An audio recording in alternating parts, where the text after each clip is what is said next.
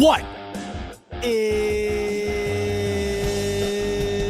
up, Buffalo Fanatics? Z-Bot here with you, live on the Buffalo Fanatics YouTube channel on a Victory Monday night. And that, of course, can only mean one thing. It is the smoke break. So good to have you in. Fresh off the Buffalo Bills' 9th victory of the 2025 season, and it was one of the better victories in some time. An insane game against an AFC North opponent, and the Buffalo Bills were on the winning end of things. Stop me if you've heard me say that this season. The Bills now 3-0 against the AFC North. Their first victory coming in week 1 in the game of the year against the Baltimore Ravens, where they make that unbelievable comeback, win 41-40. Just a week ago, the Bills dominate the Pittsburgh Steelers in the second half. This past Sunday, the Bills, who looked like they were down and out, down by 10 at half, fumble from James Cook into the end zone, down by 10 with 8 to go in the fourth quarter, looking like this might be a catastrophic loss at home, wound up turning into a prolific victory. Bills 39, Bengals 34. What a show we were treated to in Orchard Park in week 14 as the Bills skyrocket their playoff chances to 95%. With a loss, they would have fell to sub 80. It was a massive victory for the Buffalo Bills. It was a massive loss for the Cincinnati Bengals. That loss moves them to 4-9 and effectively ends their 2025 campaign. It's amazing they were even still alive, being that they were going into that game with just 4 victories. Joe Burrow misses the majority of the season. He comes back for the Thanksgiving game against the Baltimore Ravens. Looks pretty good. The offense looks pretty good. Ravens turn the ball over 5 times. They dominate Baltimore. They win that game 32-14. And it just felt like that game instilled a lot of confidence into Cincinnati Bengals fans, right? They saw an opportunity. The AFC North is down. The Pittsburgh Steelers have not been playing well. The Baltimore Ravens have not been playing well. We're only 2 games behind. We looked pretty good against Baltimore. One of those 2 teams has to lose in week 14 because they play each other, Baltimore and Pittsburgh. If we can just beat Buffalo, who knows? Anything's possible. And they almost had the Bills. They almost had them up by 10 in the fourth, and everything changed off the hands of Christian Benford, taking it to the house for the second time in back-to-back weeks. What an unbelievable game. Can't wait to dive into it. We'll also dive into the playoff picture, because the AFC playoff picture, it's insane right now. It's been insane all year. The insanity continues, and we'll focus in on that this evening because it's becoming a bit more clear, of course, each and every week. I mean, we only have 4 weeks remaining of this season. You're going to blink before you know it. New Year's is going to be here, and postseason football will be on your television. What's that going to look like? And is this potentially the best path the Bills have ever had to a Super Bowl? We'll talk about that. So good to have you all in here on a Monday night on the Buffalo Fanatics YouTube channel. I hope that your heart rate is back to normal. Mine finally is. I can't lie to you. That game ruined me yesterday. It's amazing how we are sort of addicted to that feeling. And only a diehard sports fan can understand the feeling that I'm talking about. And I'm sure so many of you understand what I'm referring to. It's a sickening feeling where you just don't know how the game's going to go. There's a large part of you that thinks you're going to win the football, or you're going to lose the football game.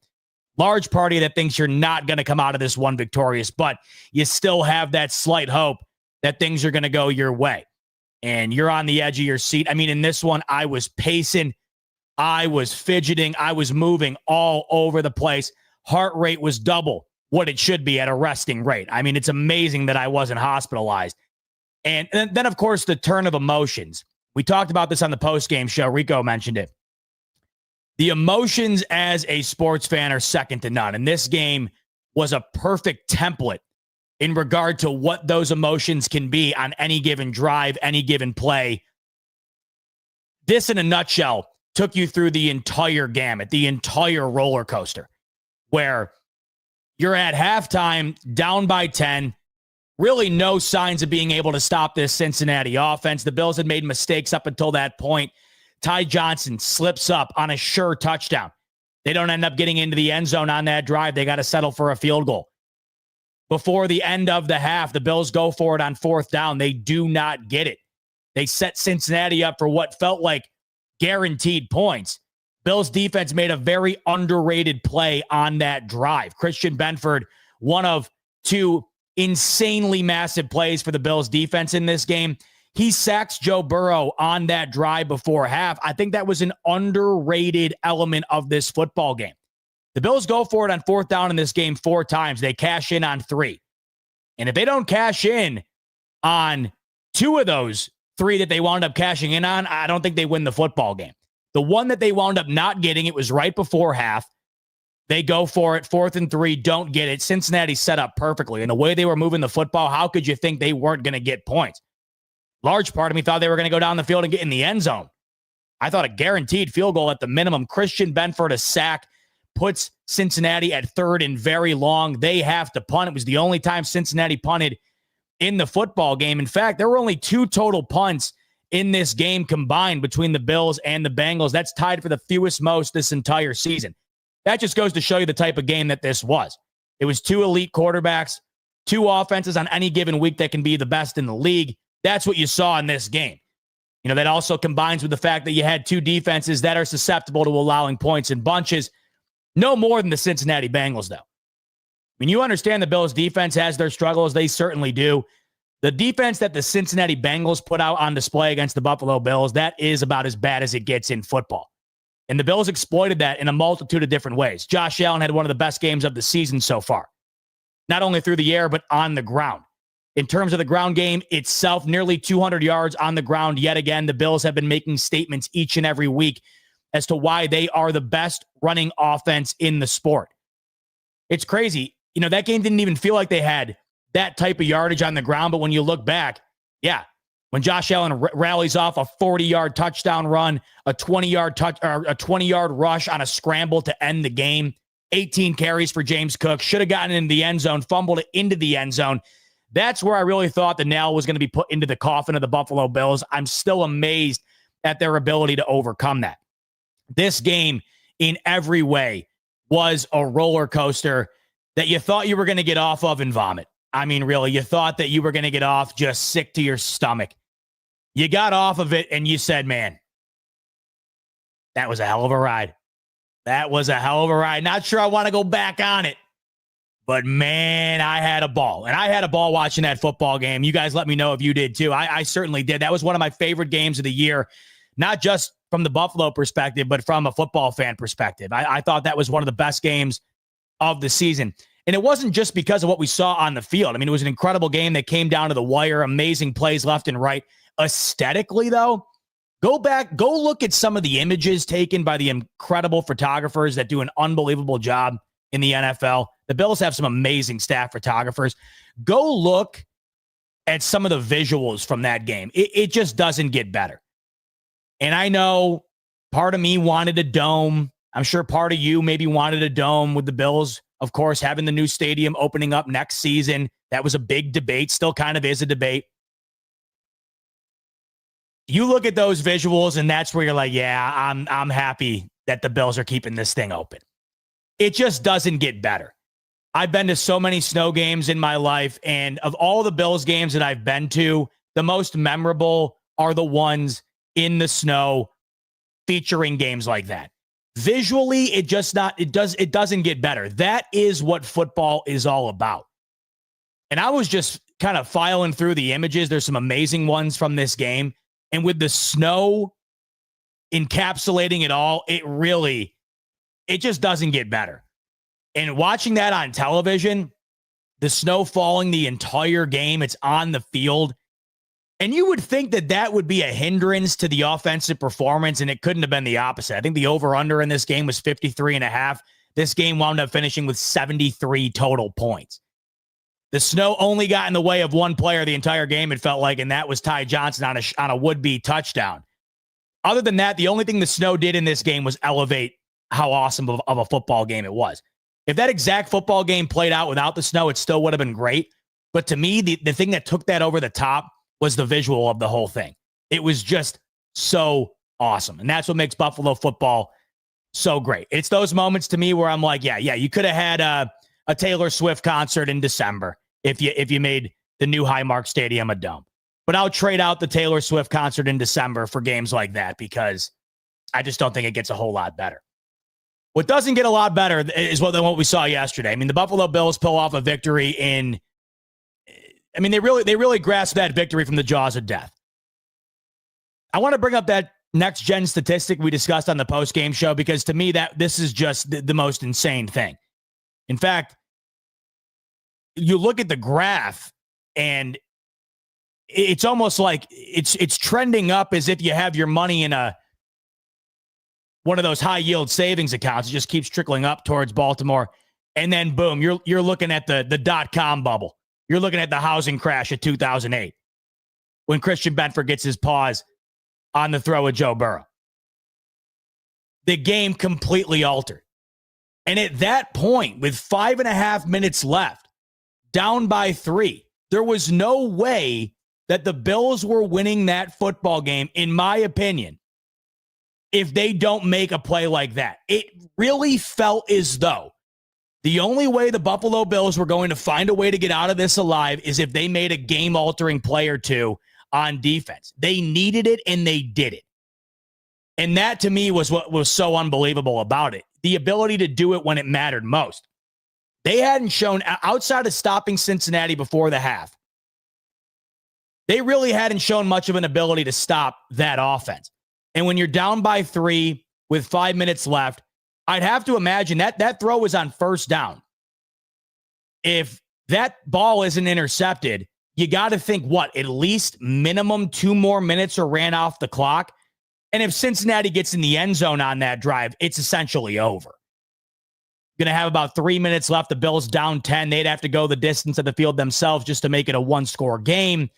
If they were to even do that, best case scenario, the Bills kick the ball back off to Cincinnati, sub 2 minutes? It's just not happening. Maybe they hold them to a field goal on that drive, but I don't want to leave it to chance. You got to make a play. And Christian Benford made a play.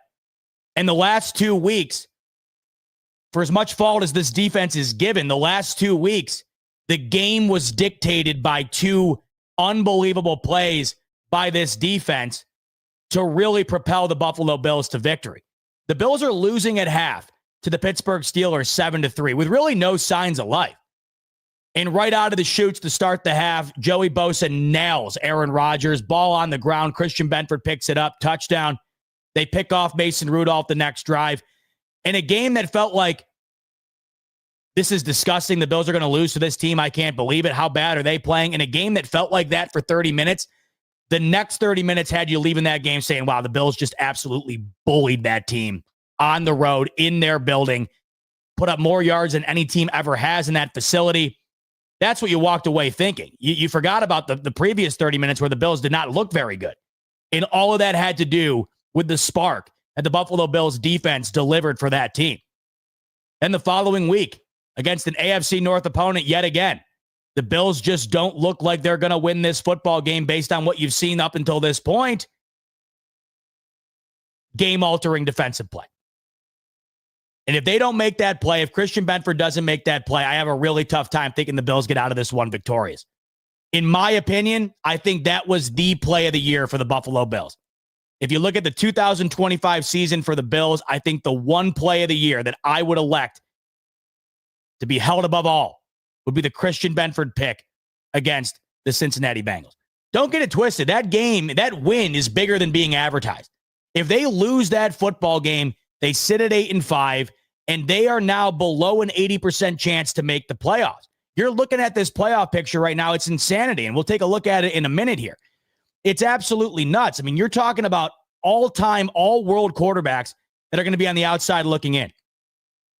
Joe Burrow, season ends at the hand of the Buffalo Bills, at the hands of Christian Benford, really.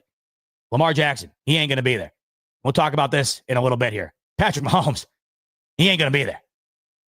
Win the football game. And they had to make a play like that to win the football game. Christian Benford, who was getting dogged on the first couple of months of the season, wasn't living up to that contract, wasn't playing his best. Where would the Buffalo Bills be the last couple of weeks without him? And that was the play of the season to me. For so many ways, in so many ways, really. Not only do you pick off Joe Burrow, who is not known for throwing picks, hadn't thrown a pick in some time. He'd been cooking the Bills defense all day. What gave you any reason to think he was going to throw a pick there, much less back-to-back picks? I cannot believe that was the sequence that went down. But to do that while they're driving with a lead, likely to score points, likely to run the clock down to a point in which even if the Bills get the ball back, they're screwed. It's not just the play that was made. It was when the play was made. It had to happen. It was do or die. That play had to be made pretty much right there and then. And it was. This Bills defense collectively in that football game did not play well. You allowed 34 points. Joe Burrow had 4 touchdowns. It wasn't great. T. Higgins did whatever he wanted. The Gesicki was able to do whatever he wanted. It wasn't great. They did take away the run, but let's be honest, the Cincinnati Bengals didn't value the run game much in that football game. They went into that one looking to throw. That's exactly what they did. But the difference a play can make. I mean, that's football for you. It's a game of inches, and it's a play-to-play type game. For as bad as that defense played throughout the duration, the Bills don't win the football game if they don't make 2 massive plays, that one being the biggest of all. And you could argue, well, yeah, they wouldn't have been in position if it wasn't for that defense allowing them to be in that position. True, but the Bills' defense is what it is at this point. I think we can all agree. The pass rush has been non-existent over the last several weeks. It just hasn't been. The injuries on this defense, I mean, I could fill up an entire index book and I could fill up an entire journal of the injuries on the defensive side of the ball. I'm not trying to excuse what they are currently. They just are what they are right now. And I'm going into games against elite offenses with the anticipation that they are going to score points on this Bills defense. They're going to move the ball. They're going to score points. What I need is for them to make a couple of massive plays to allow the Buffalo Bills offense led by the MVP to get the job done. And that's what they did a season ago. And really, if we're looking at this season, ever since Sean McDermott has allegedly taken over the play calling, this defense in the second half has been not just good, they've been borderline great. You know, you go back to that Atlanta football game, they're getting destroyed. Bijan Robinson's killing them. Drake London's killing them. They're getting massacred at half. Something dramatically switched. A flip of a switch at that half, and they've been a completely different defense in the second half, almost each and every week. Atlanta couldn't do anything in that second half.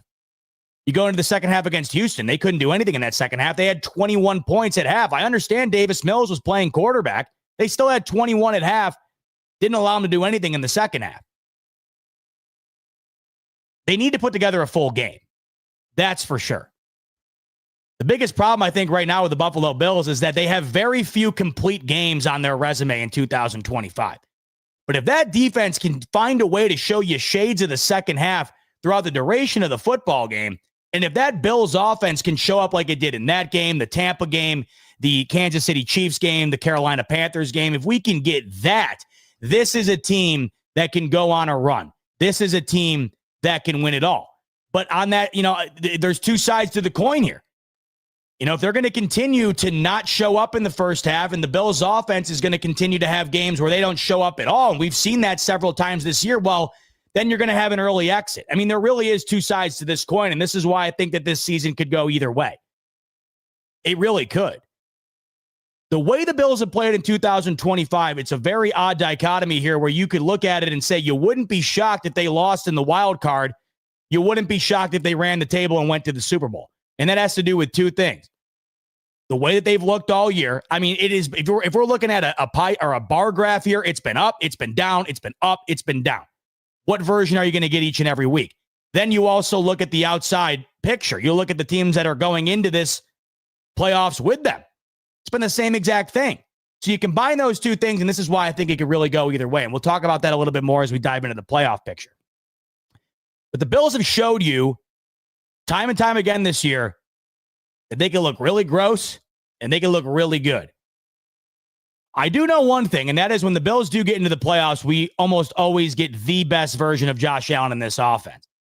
And if we can get that, and if we can get the defense to make some big game-altering plays like they have the last couple of weeks, if we can get them to step up in the capacity in which they have in the second half in the majority of these football games, this is a dangerous team in the postseason.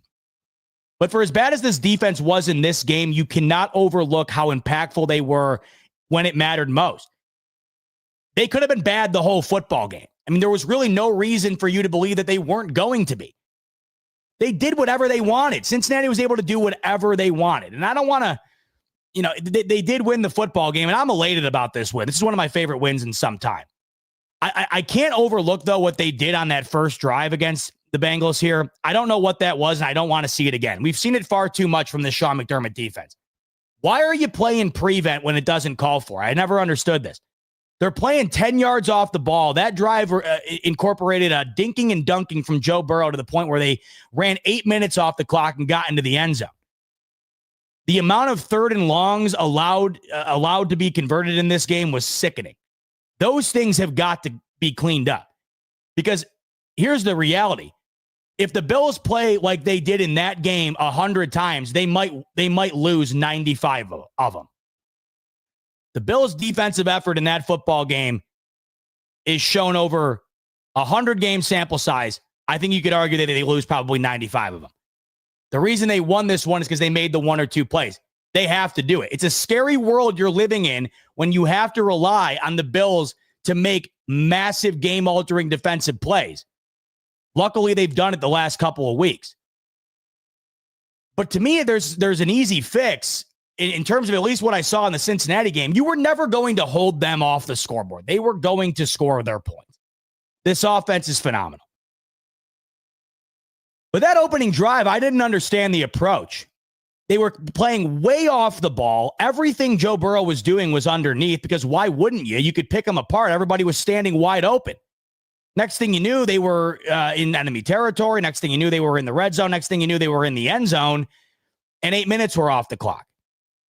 It got progressively better throughout the game, but the third down woes never really dissipated. That was prevalent throughout. I think some of it has to do with how good their receiving core is. Some of it has to do with how good Joe Burrow is. Some of it has to do with the fact that the Bills could not get after Joe Burrow to save their life.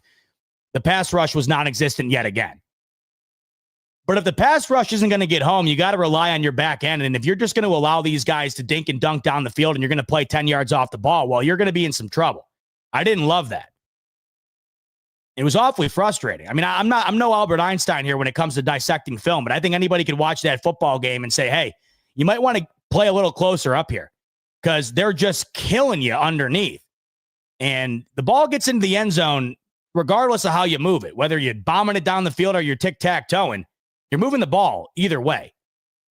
Snow's pouring down. I'd rather make it tougher on Burrow and company having to launch the ball down than I would having them tic-tac-toe down the field. I didn't love that. But, once again, where the first half doesn't look very great, in the second half, they allow these Bengals 13 points.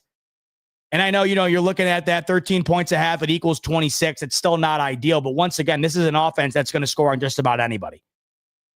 They're elite on the offensive side of the ball. I think they have an underrated running back.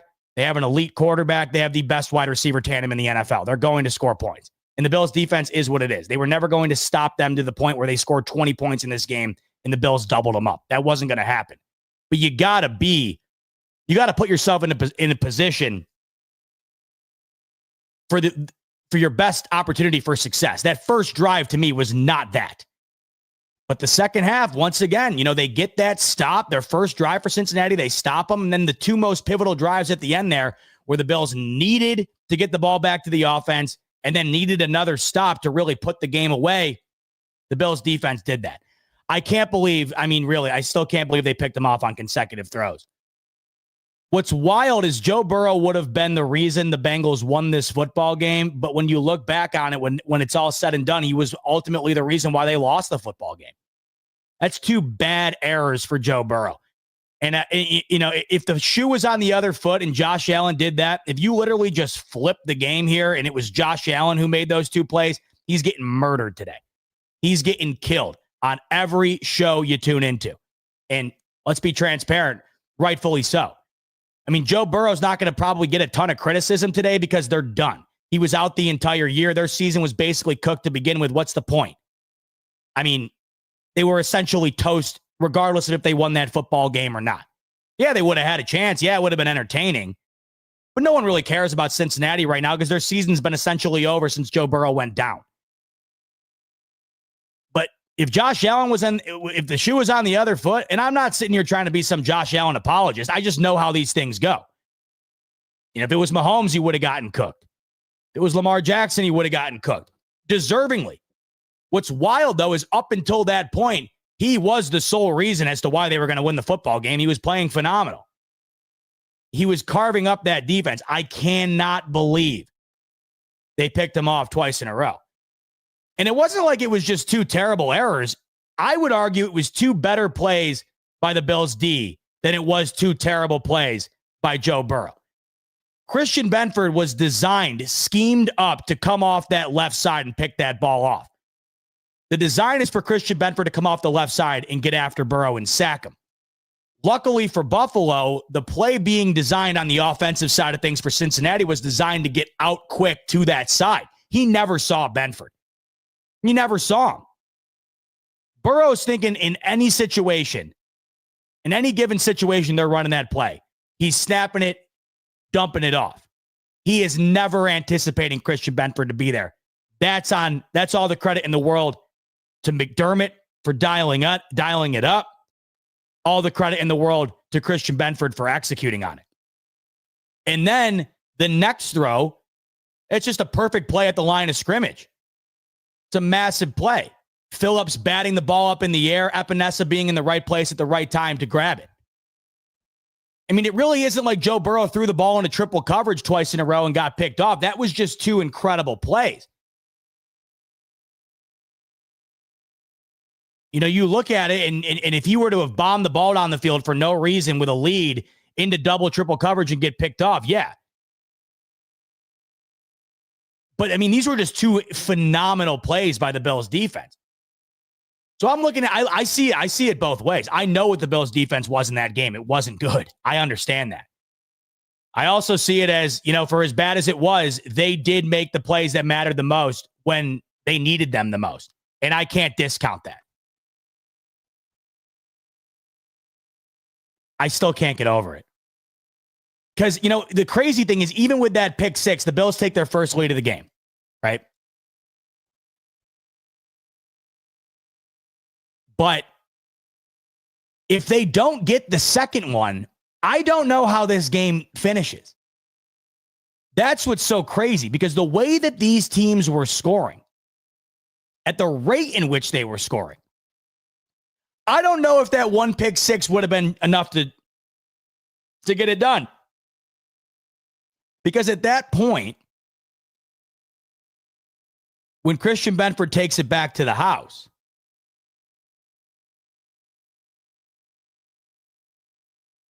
it's 32-28 Buffalo. There's 5.5 minutes remaining.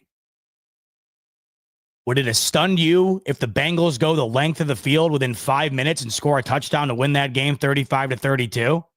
Hell no. It shouldn't stun you, because even after the next pick, the Bengals went down and scored a touchdown in less than a minute's time. After the Epinesa pick, the Bills punch it into the end zone with 3:03 remaining on the clock. T. Higgins catches a 25-yard touchdown from Joe Burrow with 2 minutes and 13 seconds remaining.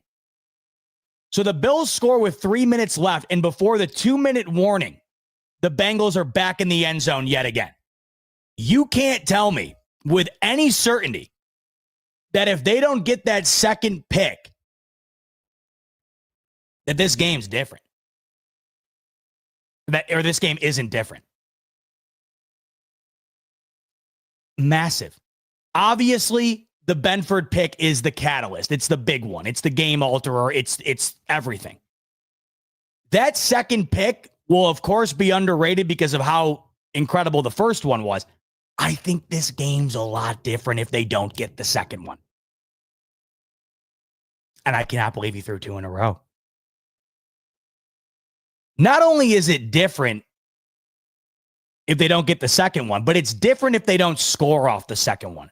Let's flip over to the offense. What more can you say about Josh Allen's performance in this game? It was an MVP caliber performance. Josh Allen played like the MVP against the Cincinnati Bengals, and they needed him to. They needed the best version of Josh Allen in this game because the Bengals were giving you the best version of Joe Burrow up until those two picks. I had thought going into this game, the Bills were going to be able to win this one through their will on the ground, and they still had a great run game, but a lot of that had to come from Josh Allen's legs. You know, we still had a great performance, I thought, outside of the fumble from James Cook. But an 18 carries, 80 yards for the Bills this year, that's actually not all that great. James Cook has 7 games this season with 100-plus yards on the ground. It's amazing we're at the point where the Bills' run game is so good that an 18-carry, 80-yard game isn't considered all that great. 4.5 yards per carry isn't considered all that amazing. It was Josh Allen and his legs that were really the deciding factor in this one on the offensive side of things. And Josh Allen played a nearly perfect game. Had a couple of moments where he threw a couple of balls that you were like, maybe could have gotten picked off, weren't great, but he didn't turn the ball over, and he was as efficient on the ground as he was through the air, and it was a near perfect football game, and that's what they needed from him. And when you look at that second pick, they drive down the field, it's 4th down. And the Bills scored 2 touchdowns in this game on 4th down. And if just one of them is not converted, maybe they don't win. So you look at all the little things the Bills had to do right in this game to get it done. They cashed in on nearly all of them. 2 4th down touchdowns. The 2 picks. Remarkable. But the 4th down touchdowns in this game, that's got to have you sick if you're a Cincinnati fan. Because even with the Joe Burrow mistakes, you still had the Bills stopped. And they just give you 2 backbreakers on 4th down. The first one early in the game, this was one of the more pivotal parts of the game. And it might be a bit overlooked because it was early in the football game. But it's 14-3. And if the Bills don't score a touchdown on 4th down here, it's still 14-3, ball back to the Bengals. And the way they've been moving the ball, that game could have easily have been 21-3. The play Josh Allen makes on this 4th down is just, it's all world type stuff. That throw to Khalil Shakir might make his Hall of Fame reel. Because it's 4th down and he's without a paddle. He's scrambling around. He's got nothing. He's got to make a play. He's trying to keep the pocket alive for as long as he possibly can. In fact, he keeps it alive up until the last possible second. He literally could not have held that ball for another millisecond before he was going to get nailed. And he throws it over 2 Bengal defenders to where only Khalil Shakir could catch it. I have no idea how he made that throw. It's one of the best touchdowns I've seen all year, and it was just a 4th and 3 conversion. I don't know. There's maybe 3 or 4 guys on the planet who make that play. Hell, he might be the only one who makes that play. I think Mahomes could make it. Maybe that's it.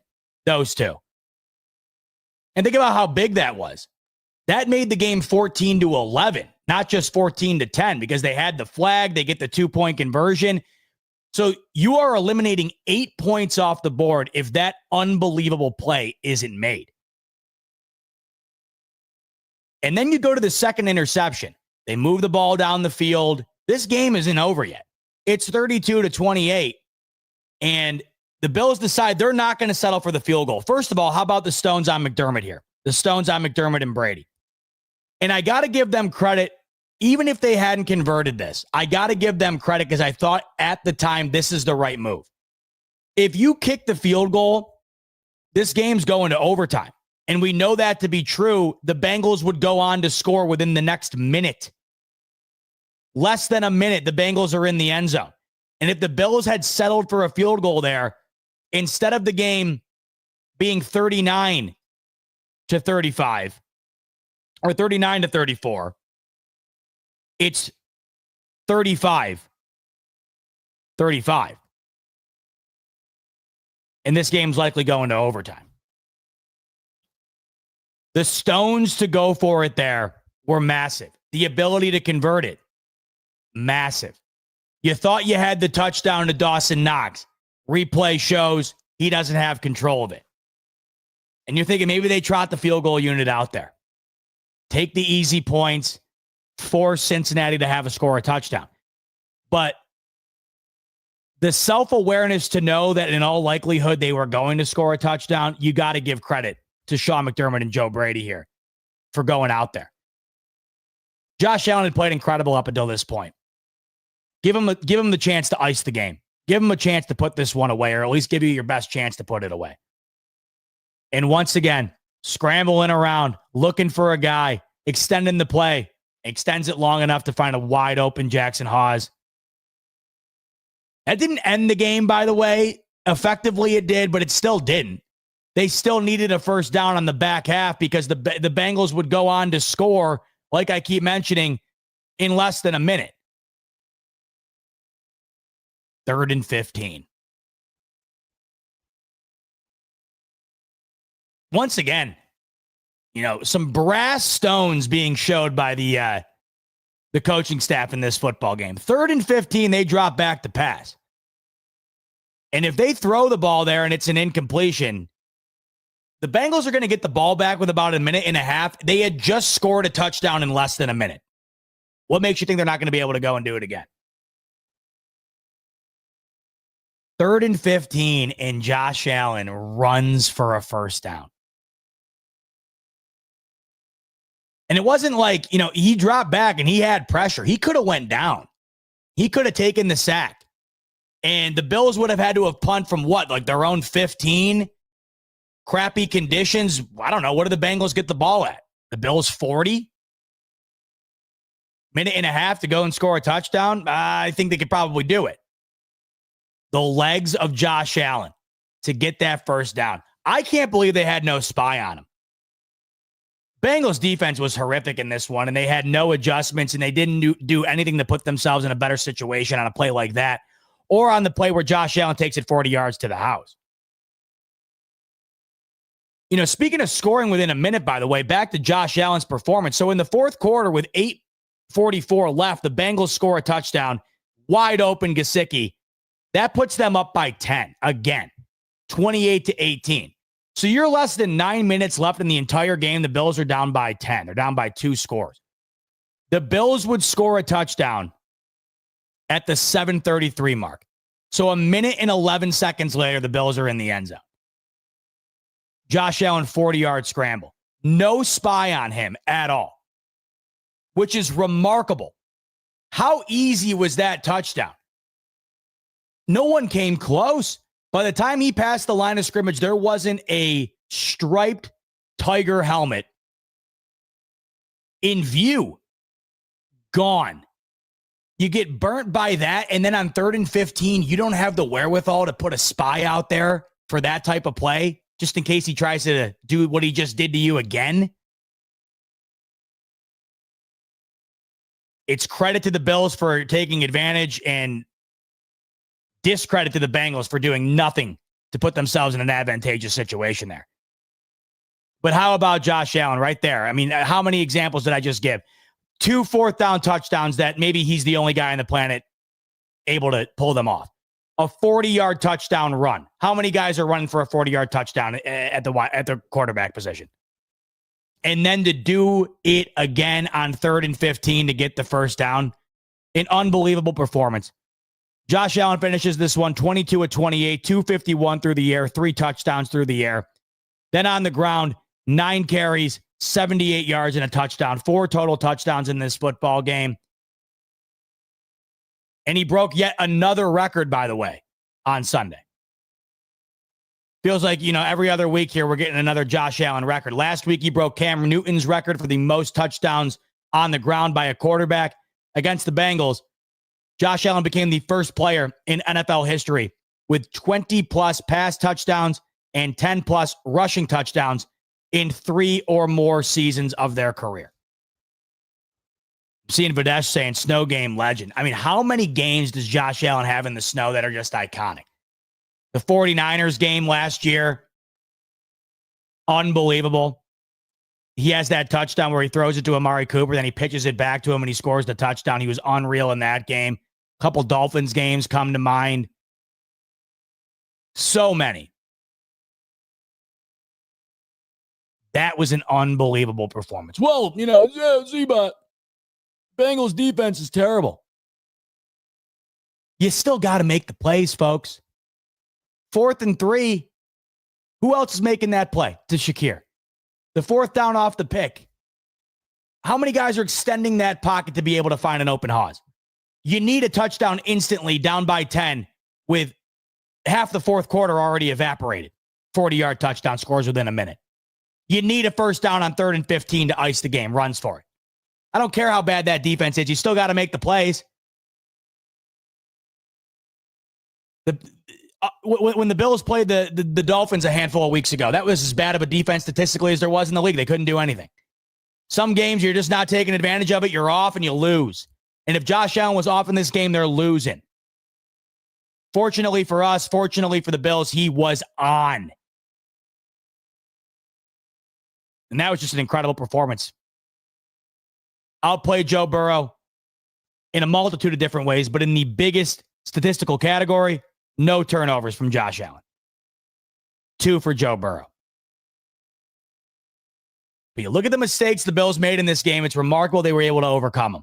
The 4th down before the half didn't convert.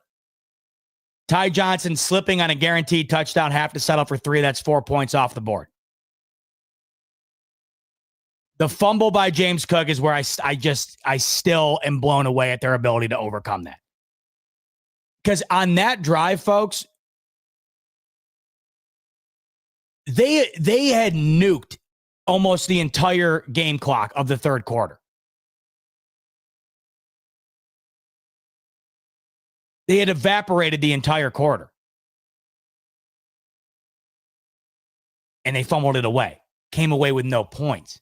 And in a game like this, where points were being scored in bunches, it felt like you couldn't afford to miss your opportunity to add more to the board because you knew that Cincinnati was going to.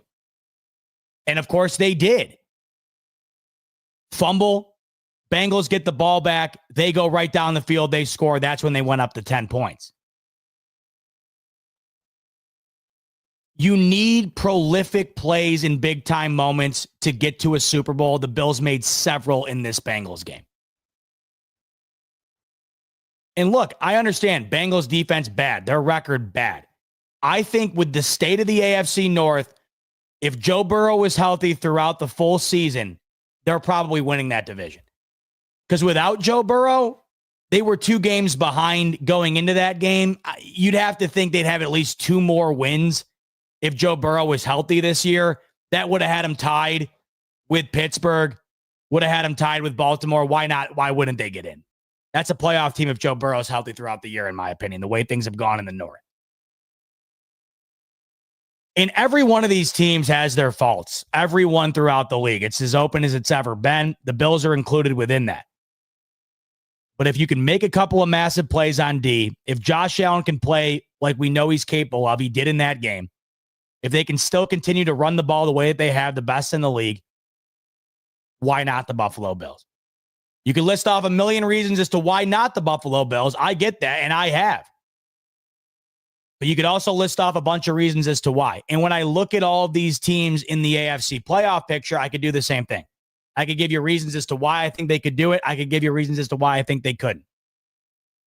The big difference, however, is as it stands right now, Josh Allen has the most playoff experience, bar none, out of all these quarterbacks in the conference, and it's not close. And every year that they've been bounced in the postseason, they've lost to 2 teams. 3. The first time they went, the Deshaun Watson Houston Texans, who have an argument right now to maybe be the best team in the AFC, if that's what you want to go with. I think you can make that argument. But the majority of their playoff losses have come at the hands of one team. The other loss came to a team that they just essentially eliminated yesterday. I've seen some comments. The Bengals season isn't over. Okay. Okay. I hear you. If I was a Bills fan, I'd probably be saying the same thing if I was in that situation. You're 4-9. I mean, if you make it in, then I will come on here. I will tip the cap. I will bow. I will give you a standing ovation. But it's got nothing to do with how good that football team is. It's going to have everything to do with how bad the Bengals or how bad the Ravens and the Steelers are right now.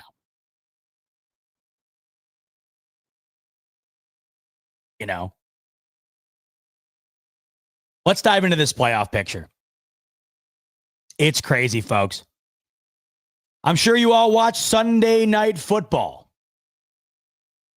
I'm sure you all watch the Kansas City Chiefs get utterly dominated at home by the Houston Texans defense. The Kansas City Chiefs are 6-7. The Houston Texans doubled them up 20-10, the fewest amount of points scored at Arrowhead with Patrick Mahomes at quarterback. Patrick Mahomes picked off 3 times, dominated. And the Kansas City Chiefs right now, they're not just in trouble, but folks, I think it's just about put a fork into them season. Let me pull up the exact percentage here. I want to make sure I got the exact percent. There's that button again where I just disappear. The fear is instilled in us to such a degree that even my main man, Bartek, still thinks the Chiefs are making the playoffs. And I don't blame you. I still get it. I get it. I get it. I don't see it. There's been too many games this year where they just are not good enough. They're just not good enough. They have 7 losses at the week 14 mark. They've lost essentially every one-score game they've been in. They have no offense. I think they're cooked. I get the fear. It's like, when you've been burned so many times, I understand.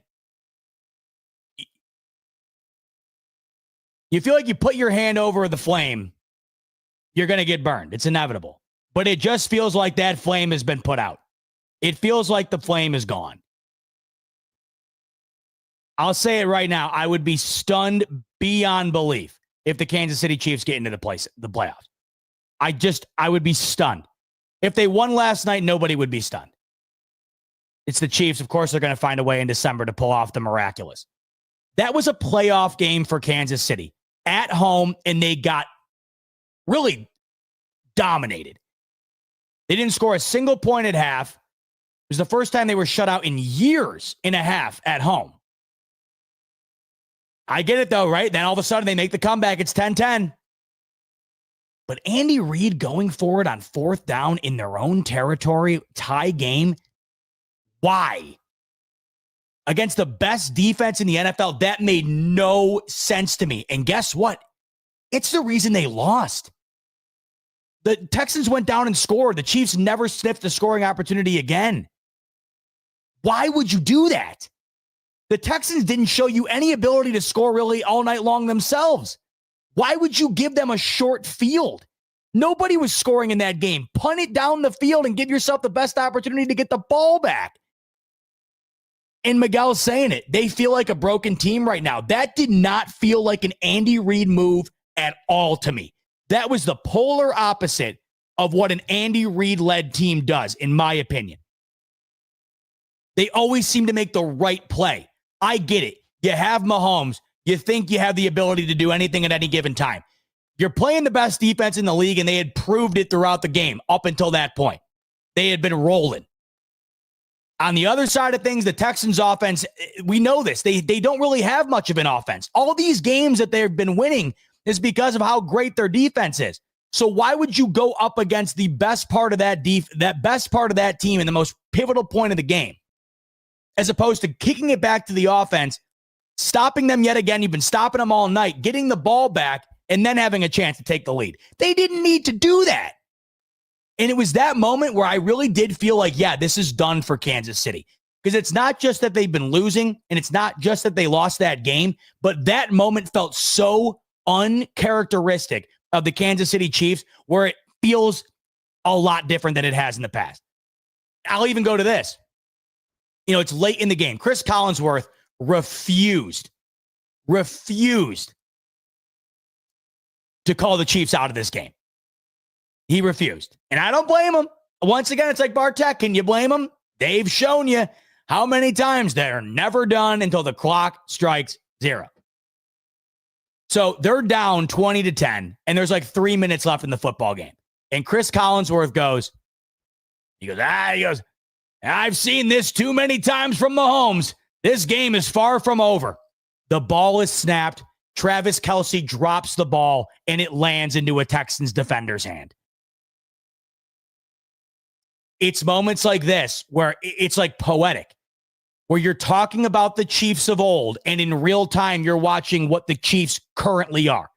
And that is a below 500 football team who has played like it the majority of the season. In real time, you're talking about what the Chiefs used to be. And in that very moment, interception.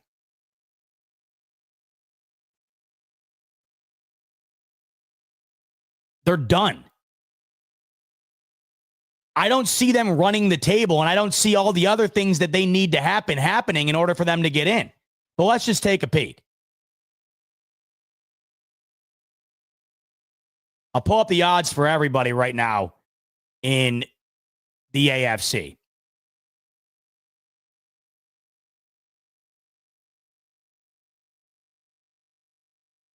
Insane season this has been. I know every year it feels like we say this, but I mean, seriously, every year you were expecting the Bills, the Ravens, and the Chiefs to be duking it out in the postseason. Like, that's not going to happen.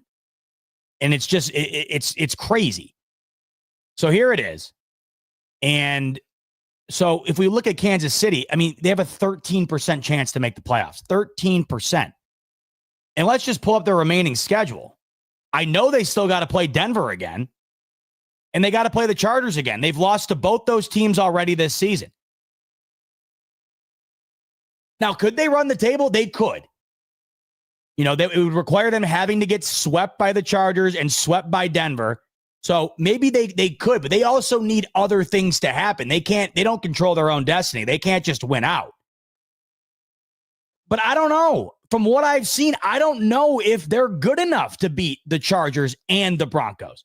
They're good enough to beat the Titans. They'll beat Tennessee. Everybody is, except for the Cleveland Browns. They're good enough to beat the Raiders. Everybody is. That's 2 wins.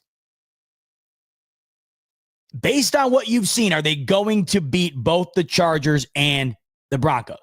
They could. But based on what I've seen, I'm not putting my money on it. And that's just the tip of the iceberg. They need other teams to falter in order to get in. They can't just run the table and get in. And even still, I don't know if running the table is going to happen. So you're at a 13% chance here. And you lose one more and it's completely toast. Here's the picture right now. And I'll ask you guys in the chat.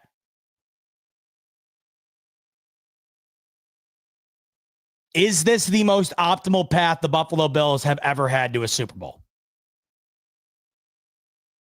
The question isn't, is this the best chance the Bills have had to win a Super Bowl?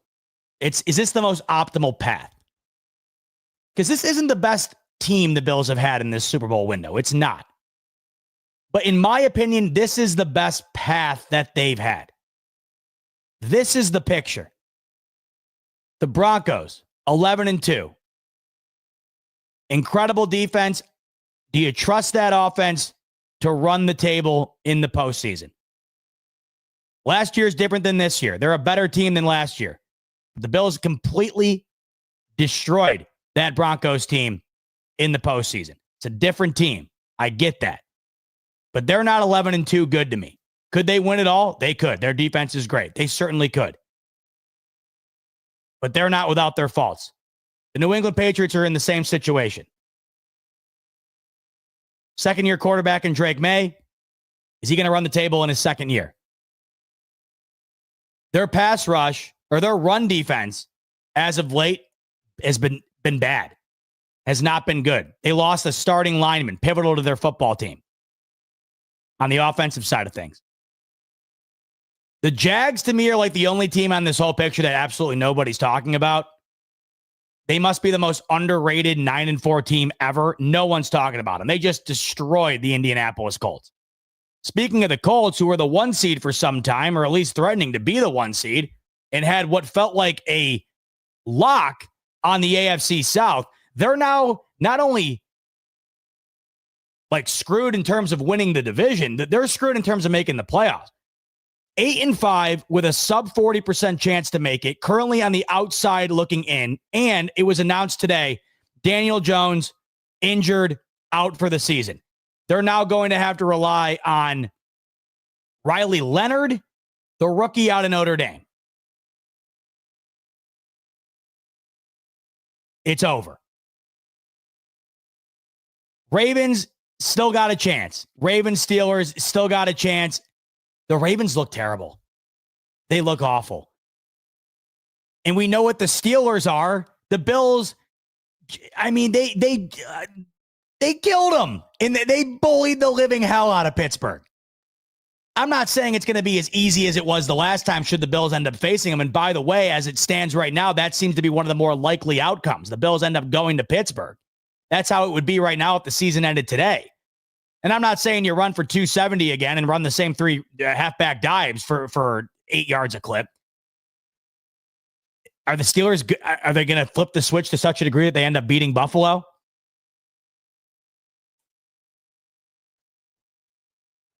The Chargers, we'll see what happens tonight. They're in some trouble if they lose to Philadelphia on Monday Night Football. They'll drop to 51%. They're currently at 63%.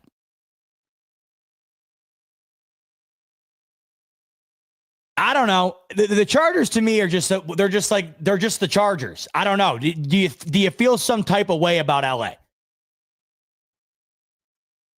That's a team I don't trust. But then again, though, why not LA? Why not? And that's how I feel about all these teams. The team right now to me that I feel like is the scariest, it's Houston. And what's crazy, let's take a look at what Houston's done recently. Because what's crazy about Houston is the only reason you're scared of them is their defense, but it should be all the reason as to why you're scared of them. Look at what they've done. They can't score 24 points, but it doesn't matter. Look at this. 16 points scored, win. 23 points scored, win. 20 points scored, win. 20 points scored, win. When's the last time a team's won 4 consecutive games without scoring more than 23 points? I'd love to have that stat handy. And I got a feeling it's been some time. It's the defense. This defense is single-handedly winning football games. And yes, you can beat the Titans in a multitude of different ways. It doesn't matter how you do it. Anybody can beat Tennessee. But you beat Buffalo, you beat Indianapolis, and you beat Kansas City in that stretch, holding all those teams to sub 20 points. That is crazy. This defense is terrifying. They are no joke, and I'm not kidding you. That defense could will that football team to the Super Bowl. We've seen it before. We've seen it with the Baltimore Ravens. We've seen it with the Denver Broncos. It can happen. And in the era where it feels like you have to have an unbelievable quarterback and you have to have an elite offense, it could be the year where a Broncos team gets to the Super Bowl based on their defense, where a Texans team gets to the Super Bowl based on their defense. Because that's really the only thing that scares you about those two teams. But you can't just say it's just the only thing, because it's everything. That's how good of a defense those two teams possess. The Houston defense, though, is on another level. This is wild. They have the best pass rush duo in the NFL. They're holding teams to non-existent points, and their offense just has to score slightly more than the opponent to get it done. They're not even sniffing 30 points, and they're rolling. They're just rolling through.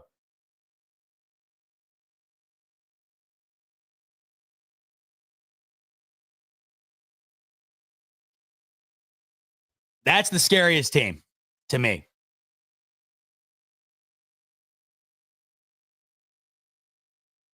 So currently, here's where they're at: 89% chance to make the playoffs. And I think that they got a legitimate chance to win the South. We'll see what happens there between them and Jacksonville.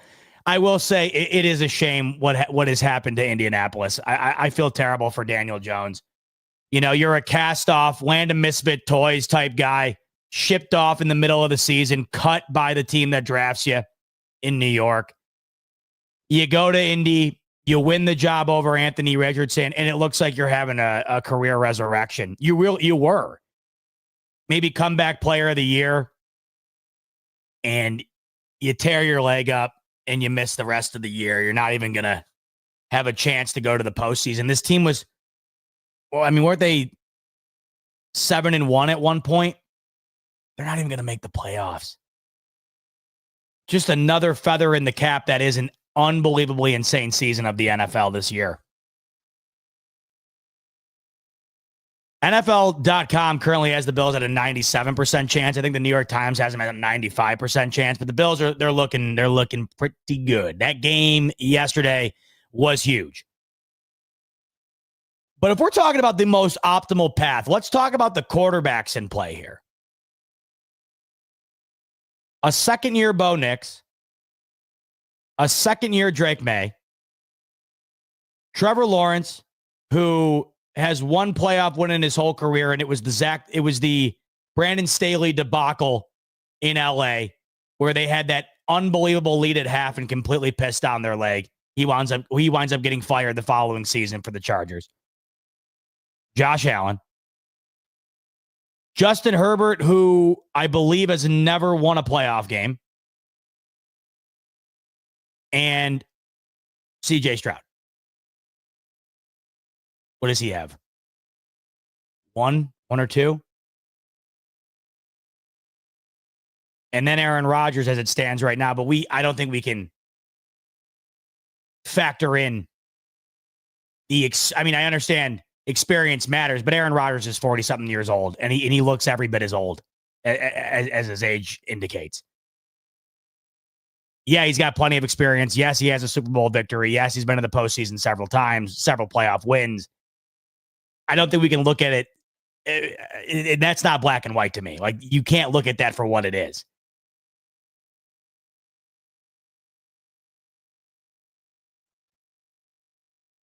If we're talking strictly quarterback, which this league loves to do, and the betting market loves to do this too. I mean, the majority of these games, in terms of how the public views them and who they bet on and who's favored in games and whatnot, the vast majority of it has to do with the quarterbacks in play. And if you were to just put these two teams on a neutral field, head to head, I'm not kidding you, and you can agree with me or disagree with me.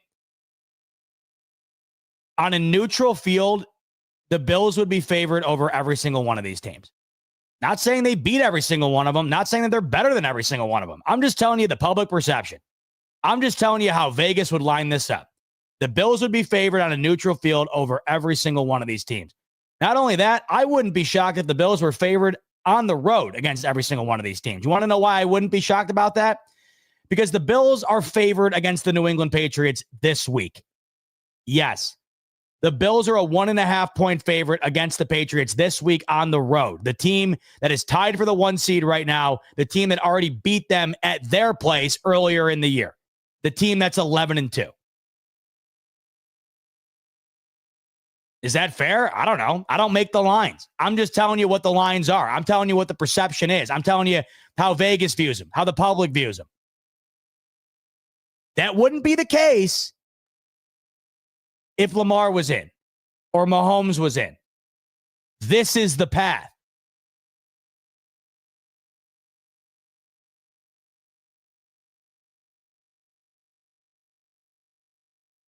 To me, there's no question about it. This is the most optimal path the Bills have had with Josh Allen at quarterback to go the distance. It is the most optimal path. Unfortunately, this is not the best version of the Buffalo Bills throughout that duration, throughout that time. But I do think they're good enough. As do I think all 7 of these teams are. Maybe not the Steelers. The Steelers, Does it feel like that to everybody? They kind of feel like the weak link in this whole thing. They just kind of feel like the team that, they're in because they won their division. Somebody had to win the division, right? They feel like the weak link. You haven't been able to get past Kansas City. They're not in. Baltimore has given you incredibly tough games in the postseason that have come down to the wire that you've had to make miraculous plays to pull off. They're not in. Cincinnati bullied you at home in the postseason. They're done. And the Texans, you got to go all the way back to Josh Allen's second season with Deshaun Watson. And they still took that game to overtime.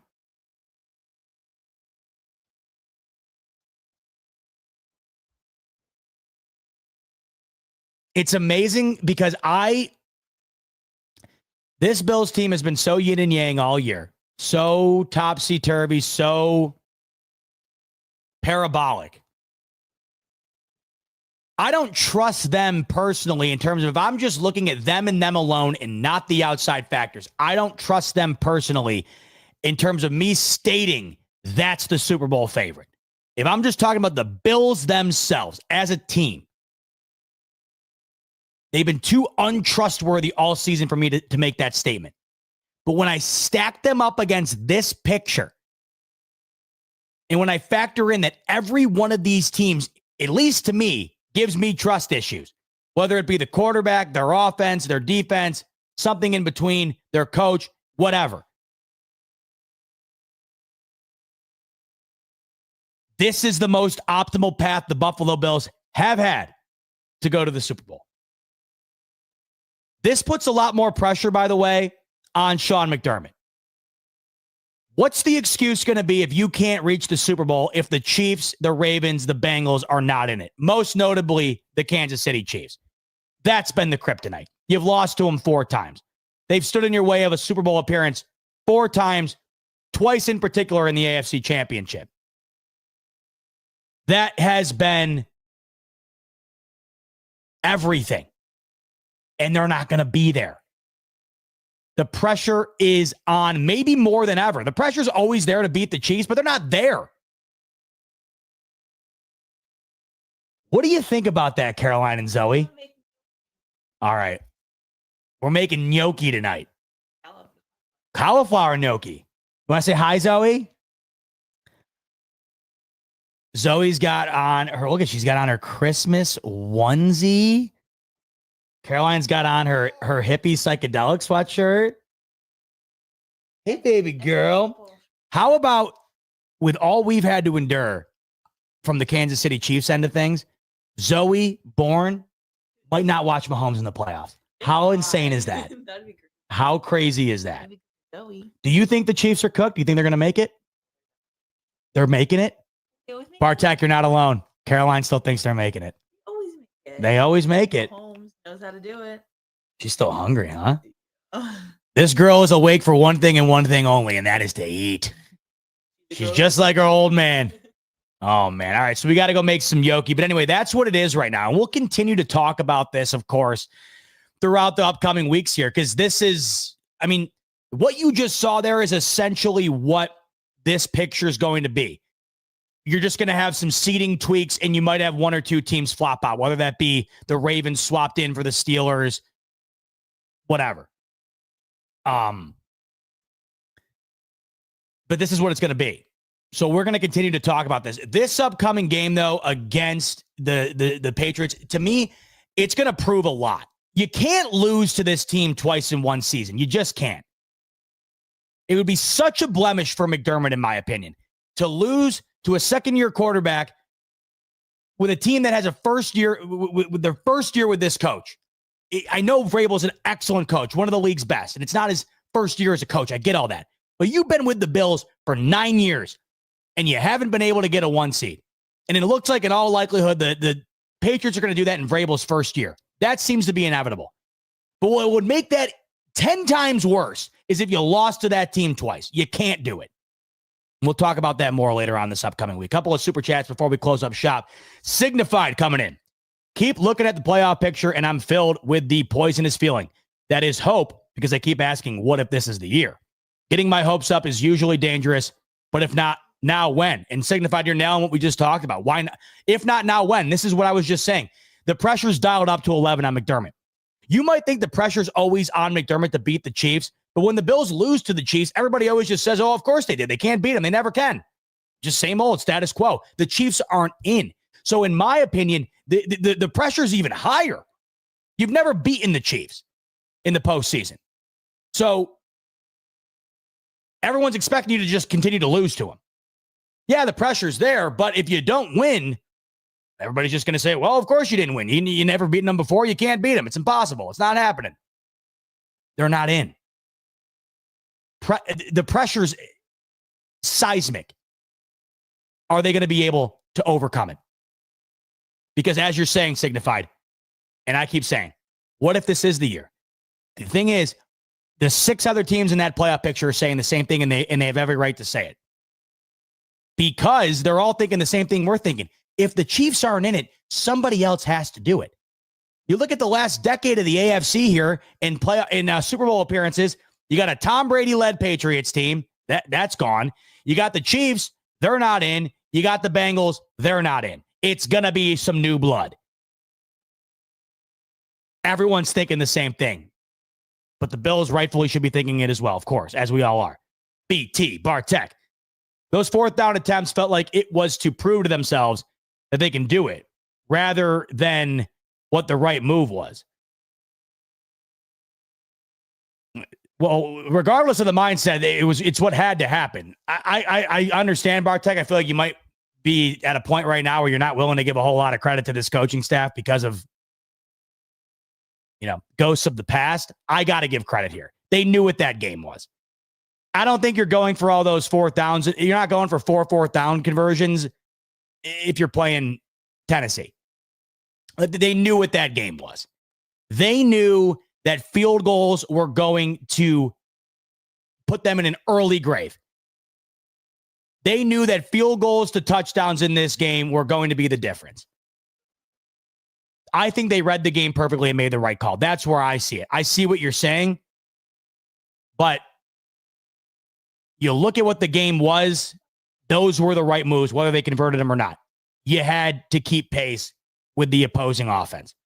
You know they were the right moves because of how quickly the Bengals were scoring, how many points they were putting on the board. I have to give credit to McDermott here. Mitch, Money Mitch, the lead Robster, closing out our super chat saying, notice how Allen is performing well and Lamar and Mahomes aren't. If this isn't his time, I don't know when is. And that's the other thing we just talked about, and it's a huge catalyst here. It is the quarterback competition. Either one of these teams is going to win the Super Bowl or go to the Super Bowl based on the back of their incredible defense. If not, then you immediately look to the quarterback. The Bills have the advantage over every single team in the postseason right now at quarterback. You could not say that in years past, as good as Allen was, because he's right on par with Lamar. He's right on par with Burrow. He's right on par with Ben Mahomes. I'm not taking Allen over Burrow and Lamar 7 days a week, 8 days a week. But we all know the kryptonite's Ben Mahomes. All of those factors are gone, including the biggest catalyst. So yes.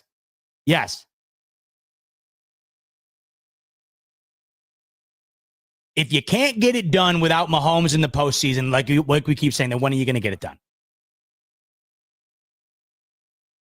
I'm excited, man. Excited. And I'm excited about what's going down this evening. Big Monday Night Football game between the LA Chargers. As I noted earlier, they'll drop to a 51% chance to make it if they lose. The Eagles are looking to bounce back. The Eagles have not looked good the last several weeks. They need to show out in primetime. You can show out and get in on the action over on Sleeper. Link in the description below. Click that, sign up for an account. Once you do, you will immediately get a free $20 entry. You can use that free $20 on the game tonight, Monday Night Football between the Chargers and the Eagles. You can save that $20 entry for Thursday Night Football coming up or any of the games in Week 15. You can also use it on NHL, NBA, you name it. It's all in one place over on Sleeper. Once you use your free $20 entry, use the promo code on your screen, BF25. That will get you a 100% match up to $100 on your first deposit. Terms and conditions apply. See Sleeper terms of use for details. Currently available in over 25 states. Check out Sleeper via the link in the description below. Zoe's crying, which means it's time for gnocchi, and that means my time on the smoke break is up. Rico coming your way tomorrow on the Rico Report Tuesday evening. We'll be with you later in the week for our Rico and Bot. I think we'll also have Thigh Doc on Wednesday with Rico to give you an update on the injury situation for Buffalo. And then all week long, we'll be getting you ready for that big rematch between the Bills and the Patriots in Foxborough on Sunday. Cannot wait. Can't thank you enough for tuning in here on a Monday. Well over 1,200 of you in the building throughout the duration. And I appreciate each and every single one of you. Hope you enjoy the rest of your Monday night. We'll talk later in the week. Until then, much love. And as always, go Bills.